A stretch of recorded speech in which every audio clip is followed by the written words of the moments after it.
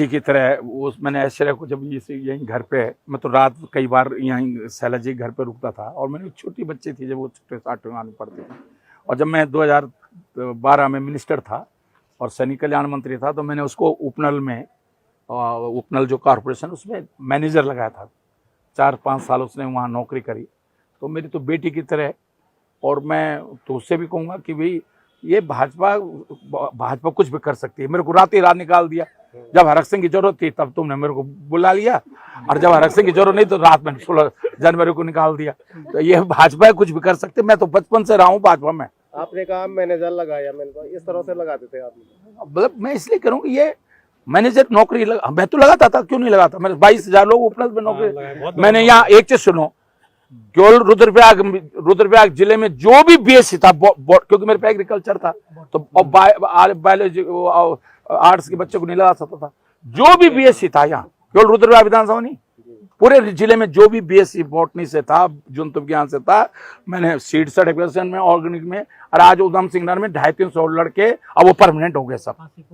काशीपुर रुद्रपुर में जितने लोग नौकरी कर रहे हैं वो मैंने लगाए नौकरी पकड़ शैला जी से कहा लाओ, किसी से कहा लक्ष्मण को बोलता था, जिंगवार जी बोलता था, इनसे बोलता था लाओ भाई कोई बीएससी लड़का है बॉटनी से, उसको मैंने सीड सर्टिफिकेशन में, ऑर्गेनिक बोर्ड में, मंडी में, पंतनगर विश्वविद्यालय में, भरसार विश्वविद्यालय में उसको नौकरी लगाया। तो क्या एक चीज सुनो यार, आपने बेटे वो तो अपने घर के लोगों को तो नहीं लगाया ना, लोगों को लगाया ना, लोगों को। मैंने तो अल्मोड़ा के लोगों को भी लगाया। तो आज अगर 23,000 लोगों को उपनल में, जब मैं उपनल का चेयरमैन बना था केवल 3,000 लोग थे। मैंने अंश सीटे हुए राणा सिंह जब शिक्षा मंत्री थे, कुंजी बिहार नेगी जी उन्होंने पौड़ी में भूख हड़ताल करी थी, तो भाई साहब सीटे वेतन मृत्यु घोषित हो गया था। मैंने 1 घंटे के लिए पुनर्जीवित कराया सीटे वेतन मान, और 5,500 गढ़वाल में, 4,500 कुमाऊं में नौकरी लगाया। अंशकालिक टीचर्स का लड़ाई लड़ी, अंशकालिक टीचर्स को नियमित करवाया। वो यहाँ का छात्र संघ अध्यक्ष था अगस्त मुनि का, हर्षवर्धन क्या नाम था उसका, वो भी उसी में परमानेंट हुआ। आपने हर्षवर्धन नेगी जी, आपने कहा था एक बयान दिया था पौड़ी में कि जिस दिन बीजेपी का मैं काला चिट्ठा खोल दूंगा उस दिन काला दिन आएगा, लेकिन काला दिन अभी तक आया नहीं। अब ऐसा नहीं, तो कुछ चीजें नैतिकता रहनी चाहिए। अब मैं जब अति करेंगे, मैं तो ईडी वालों को बोल के आया हूँ ना, मैं बोल के आया उनको, मैंने ज्यादा मत खोजना, तभी तो चुप हो रखा है। अरे मैं तो कह रहा, मैंने तो कहा भेजो जेल मेरे को, मैंने कहा भेज दो जेल में, होना ही है। मैं जेल भेज दोगे तो उस दिन मैं तुम्हारी पोती पत्र। और मैं तो कह रहा हूँ साला ईमानदार, आपने जोरदार बयान दिया तो कहीं ईडी के, अरे मुझे फर्क नहीं पड़ता।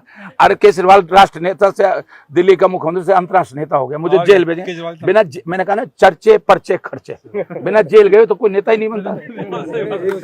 साला सीबीआई आई, देखो सीबीआई, देखो उत्तराखंड में सीबीआई तो जैनी प्रकरण में सबसे पहले सीबीआई जांच मेरी।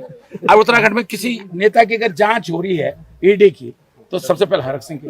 हरक सिंह कुछ है ना, अरे मैं एक सिपाही का लड़का, आज एक सिपाही के लड़के ने सारा हिंदुस्तान के सीबीआई और एक हिंदुस्तान की जो है ईडी, सबसे बड़ी जांच है, उसमें हिला के रख दिया। मेरे निमंत्रण पर मेरे बारे में तो ईडी वाले जब आए तो मैंने कहा यार हुजूर देर कर दी तुमने आते आते, मैं तो 6 महीने से इंतजार कर रहा था। मैंने कहा यहाँ रखा मैंने सामान, मैंने सब रफा दफा कर दिया। तो कहले कहा रखा, मेरे ढूंढो तुम, तुम्हारा काम है ईडी वालों का। भाजपा कह रहे धाकड़ धामी की बात करें, धाकड़ धामी कुछ नहीं है। अरे चलो ऐसा रहा, वो मेरे छोटा भाई है। अब तुम लोगों से नहीं बोल रहा हूँ, रात 2-2 बजे तक मेरे दरवाजे पे खड़ा रहता था। तुम लोगों से नहीं बोल रहा हूँ, रात 2-2 बजे तक मेरे दरवाजे पे खड़ा रहता था। तो सच में मैं बता रहा हूँ, सच बता रहा हूँ, सच है। या उत्तराखंड में मतलब हरीश भाई को छोड़ दिया जाए तो उत्तराखंड में कोई ऐसा नहीं है जो हरक सिंह के दरवाजे पे खड़ा नहीं रहा हो। 27 साल उम्र में मंत्री बन गए हैं।